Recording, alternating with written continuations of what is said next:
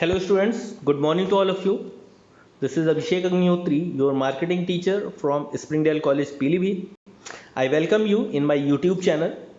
In previous video, we discussed about what is market segmentation, what are the different definitions given by marketers for segmentation, and what is the importance. If you have not watched that video, then please first go through that video that will give you an overview about market segmentation. Now in this video we are going to start the basis of market segmentation, on which basis we can segment the overall market in a homogeneous group.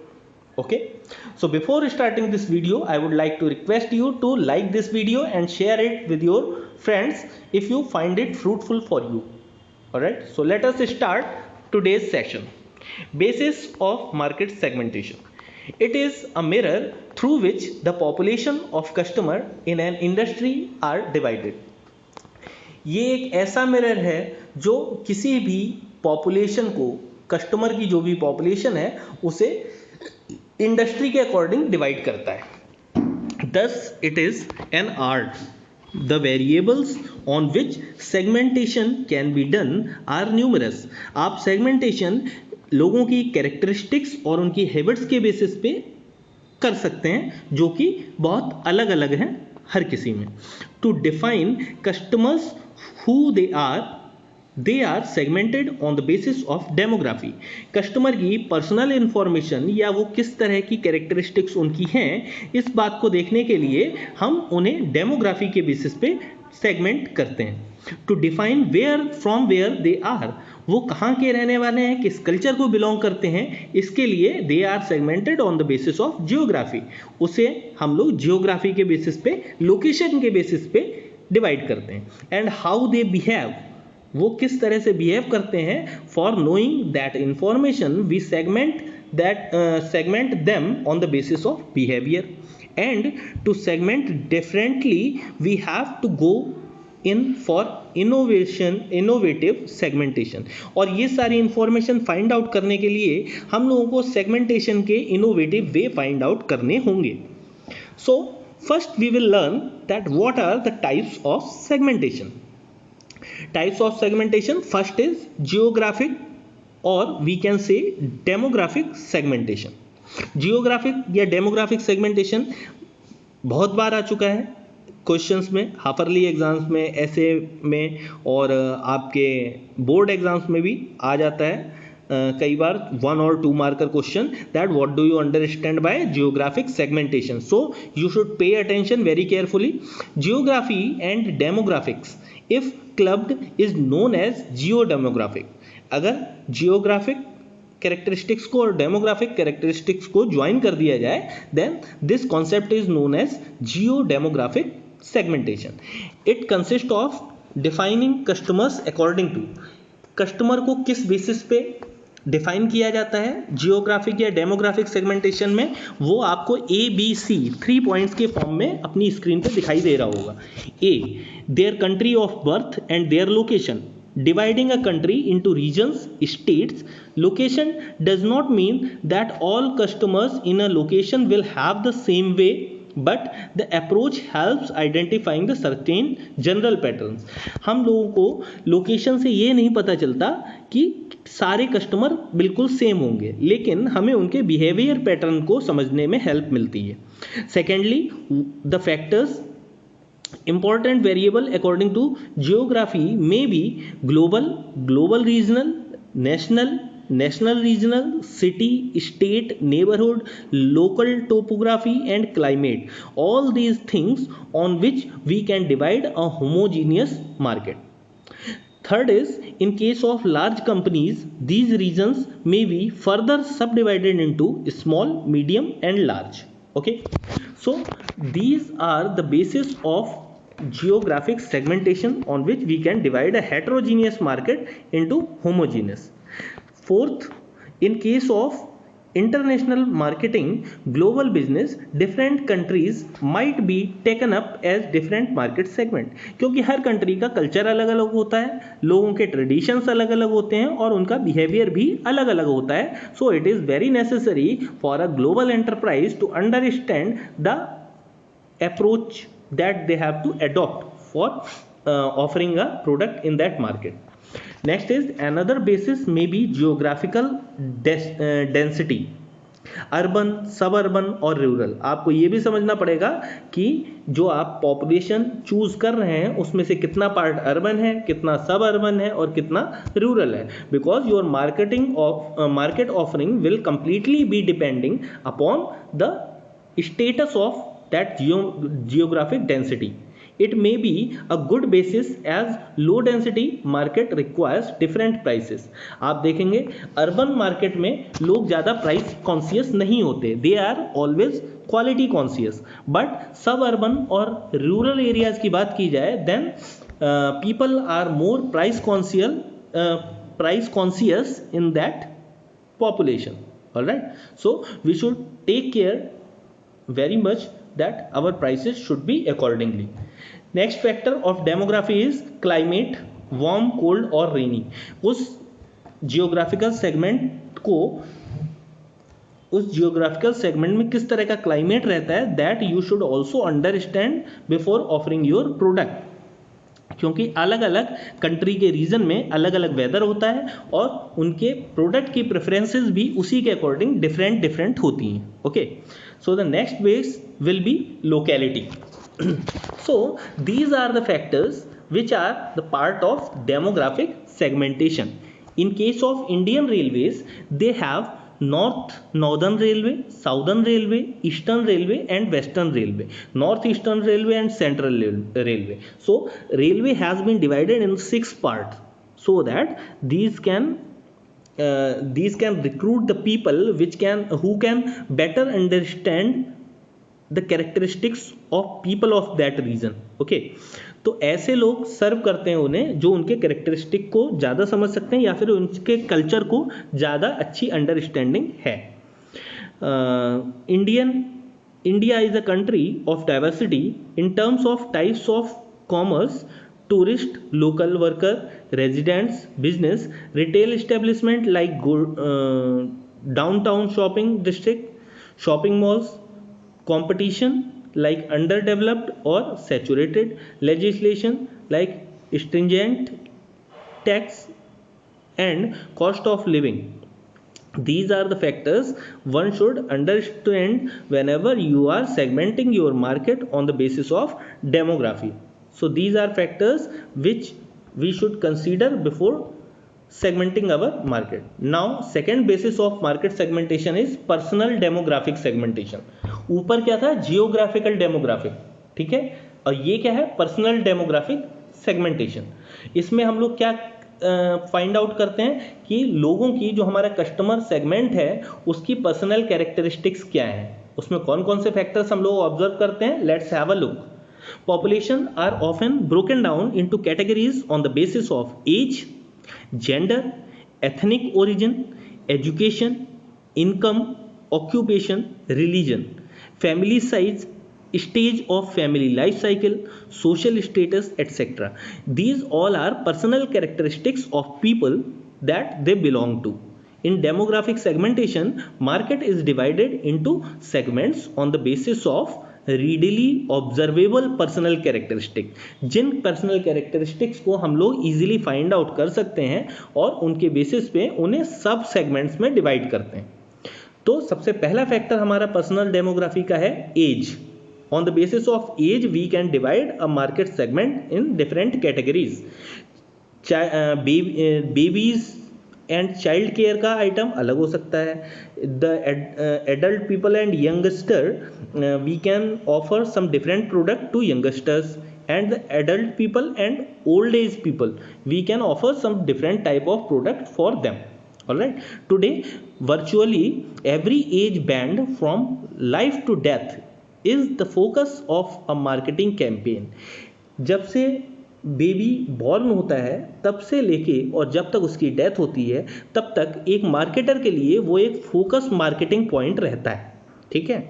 The requirements are different in different age groups, हर age group में उसकी requirements भी change होती रहती हैं, ठीक है। आप देखेंगे कि जब बच्चा छोटा होता है तो उसकी नीड की थिंग्स जो भी हैं उसमें कुछ ना कुछ इस तरह का ऑफर किया जाता है जिसके साथ में वो प्ले वे में चीज़ों को सीखे खेलते खेलते। आप एक टूथब्रश का भी एग्जाम्पल लेंगे तो उसकी जो स्टिक होती है, होल्डिंग स्टिक, तो उसे क्या करते हैं, एक कार्टून की शेप में दिया जाता है ना।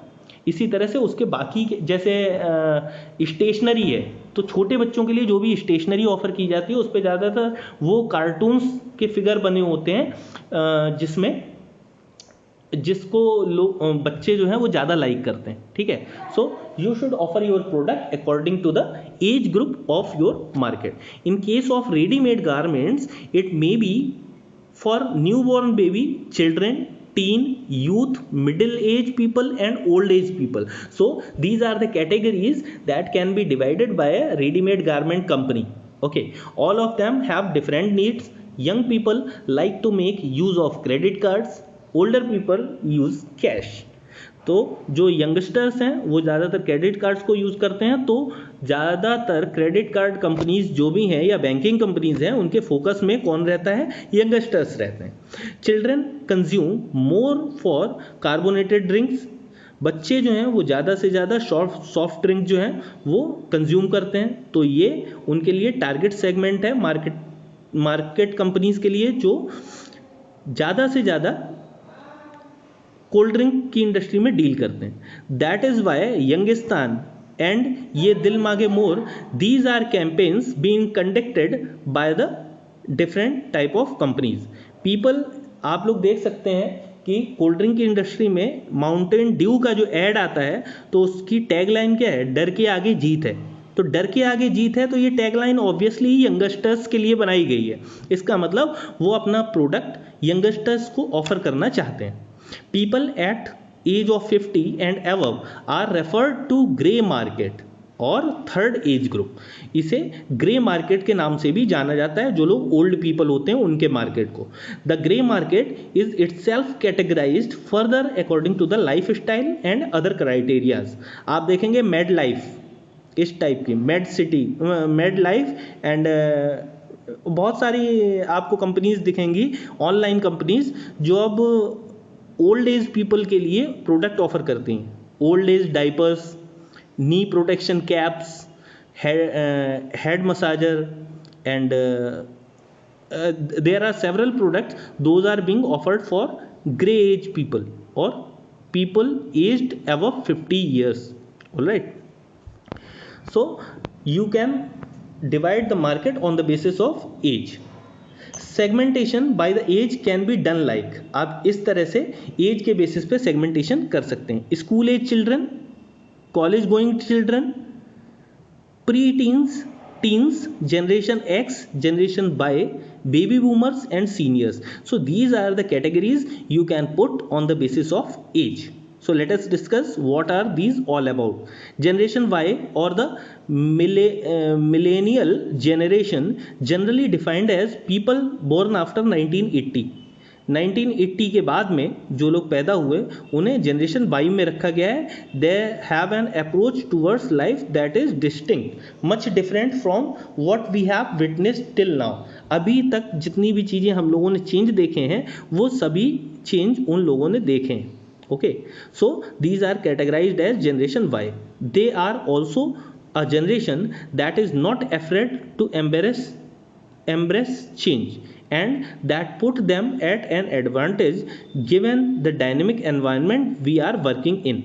क्योंकि उन लोगों ने बहुत सारे changes अपनी लाइफ में देखे हैं, so those can be a good market segment for a marketer, क्योंकि वो हमेशा change के लिए ready रहते हैं। Okay. According to a recent report by IBM, the millennial workforce is slated to represent 50% of global workforce by 2015 and about 76% by 2020. It is therefore imperative to understand that this generation approach as they redefine business. And organisational approach.